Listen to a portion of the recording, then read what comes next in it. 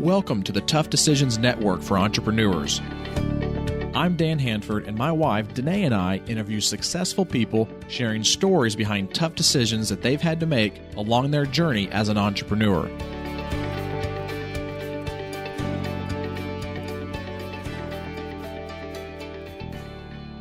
On the podcast with us today, we have Chris Parker. Chris, thank you very much for joining us. Glad to be here.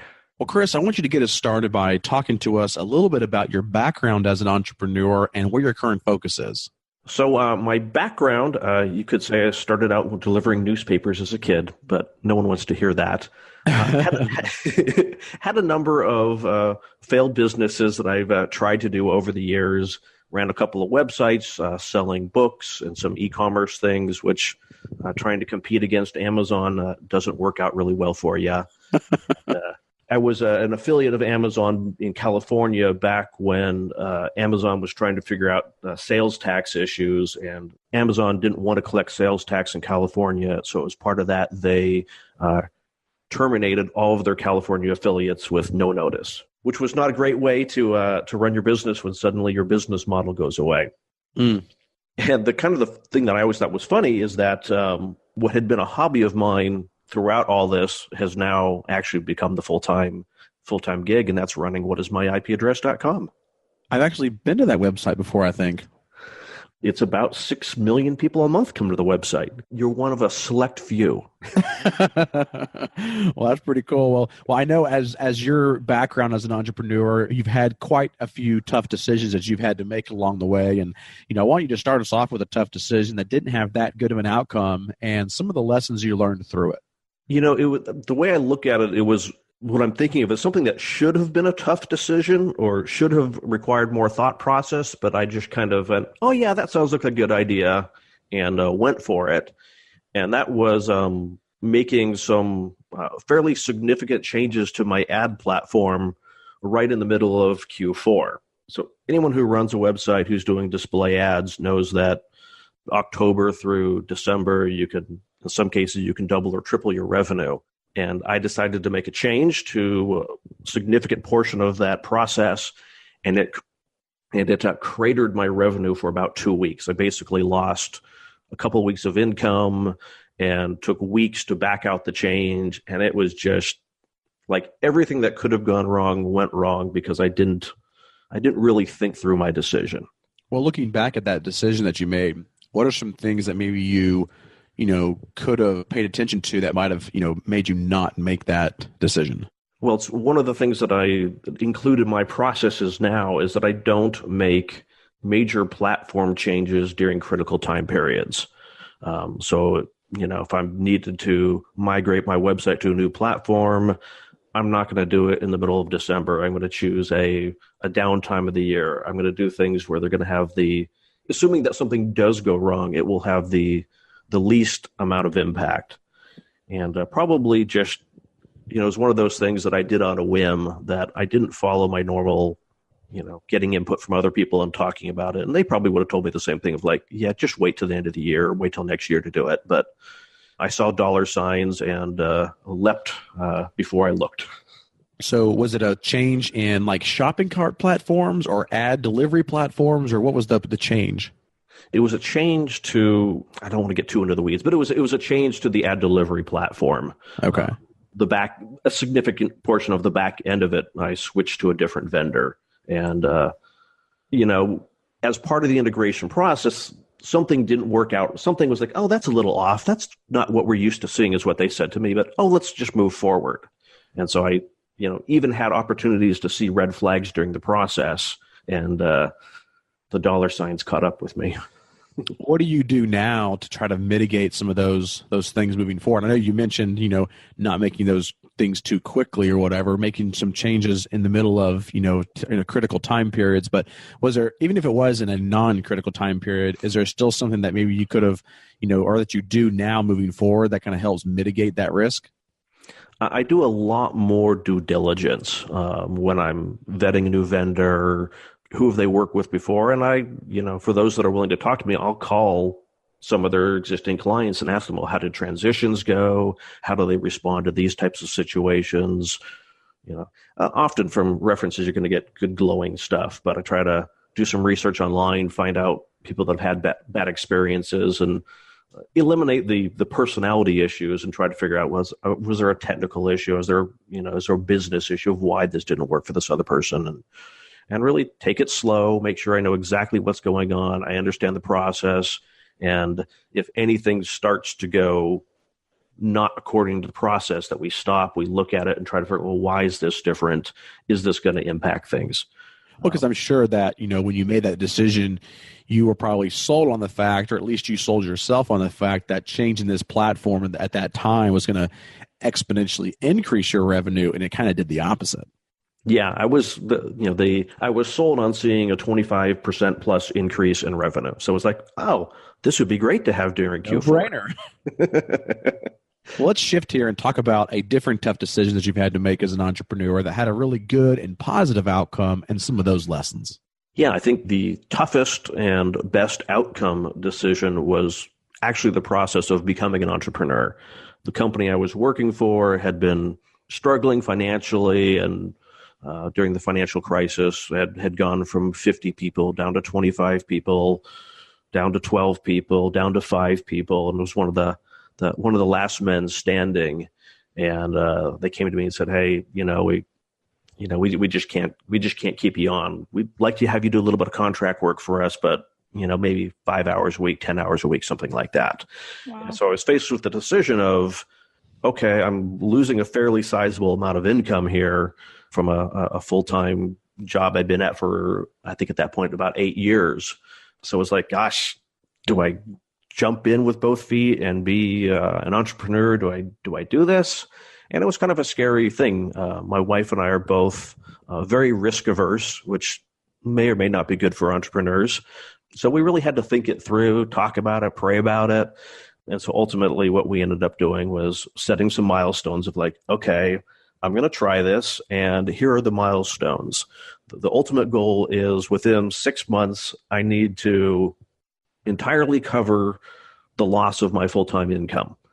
And so we're going to look at it every 3 months and see, okay, are we on track? Am I exceeding the goals? Am I meeting the goals? And I got lots of input about it. And fortunately, my wife and I don't have kids. My wife has a full-time job. So we had a little bit more flexibility in making that decision. But for someone who's risk averse, saying, I'm going to give up the stability of a full-time day job, it can be a bit scary. So, Chris, I'm just curious, was being an entrepreneur something that you had considered before, or was that kind of a new idea that you were given a shot? I think I've always tried to do entrepreneurial things, had tried to do a number of businesses, like I said before, that had failed. And I think I'd always viewed it more as I would really love to do it that day and would love to be the boss and to own the company and to have all the benefits of it, but was always stuck with how do I make that transition? How do I get from, hey, this is an idea, or even this is making some money, to, okay, I'm going to invest in this, invest in myself, and do this 40, 50, 60 hours a week now. And I think your idea about, setting some benchmarks and some expectations is a good one too, because, you don't want to get too far down the road into a business or an idea that really is not viable. And I know Dan and I have done that before, where we sat down and said, okay, we're going to start this, but, in 6 months we need to be here, and in 12 months we need to see this. And if we don't, then we're going to, at each of those points we sit down and revisit it and decide, is this something that we want to continue putting money into or energy into? But that's always a good way to hold yourself accountable, I think, because if you don't, then you can end up way down the road with a lot of money and energy into something that really is not working. Yeah, and you don't have a clear sign of, am I really doing what I thought I would be able to do? It really helps with your own kind of your personal feedback. If you thought, hey, I can make $1 million in 6 months, and you end up making 10,000, right? Did something go wrong, or did you just way overestimate your abilities? Right. Chris, talk a little bit about some of the strategies that you use when you are facing a difficult decision.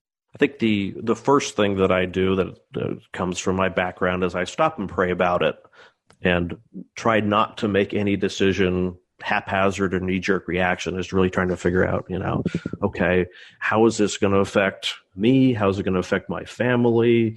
How is this going to affect my future interactions with my friends, with my church? What are the implications of this decision? Even though my wife she's not involved in kind of the business aspects of my business, I still talk to her about it. I want her to be in the loop and want her to know. And she's been a really great sounding board of, gee, that sounds risky, or, hey, that sounds like a really good idea. What are the risks? What are the benefits? What are the rewards? How much more time is this going to take for you to do? And then I've got a couple of great people that I go to. I have two friends that own businesses, one who's more on the millennial side and one who's 20 years older than me.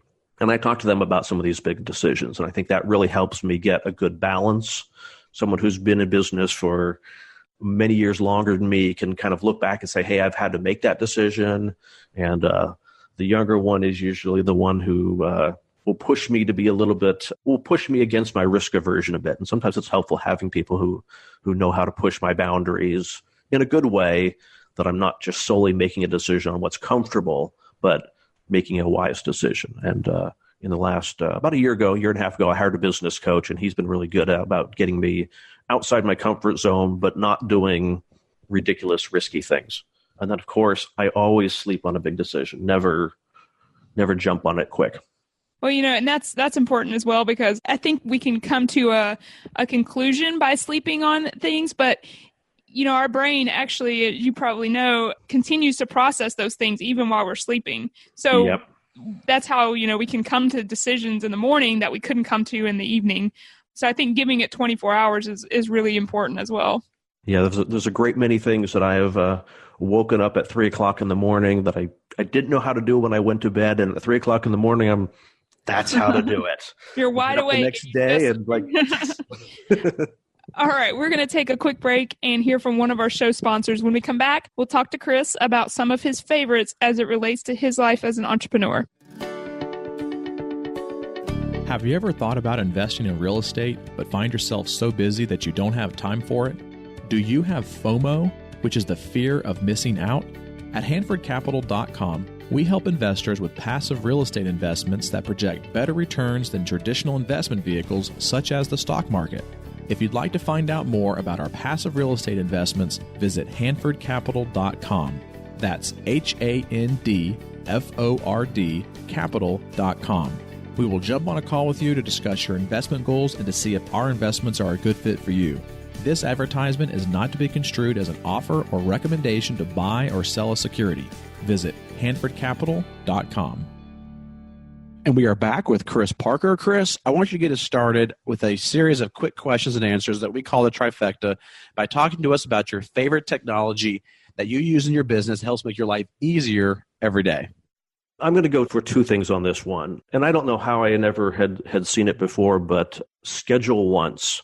Whenever someone wants to schedule a meeting with me, I just send them a link, and I don't have to do that whole back and forth of trying to figure out, well, what time zone is Hungary in? What do you do daylight savings time? Oh, you're not available. I'm available. You guys know scheduling podcasts that it's just amazing. You just send out a link and someone can book it, and all that horrific exchange of trying to figure out a meeting time is just gone, and I don't have to deal with it.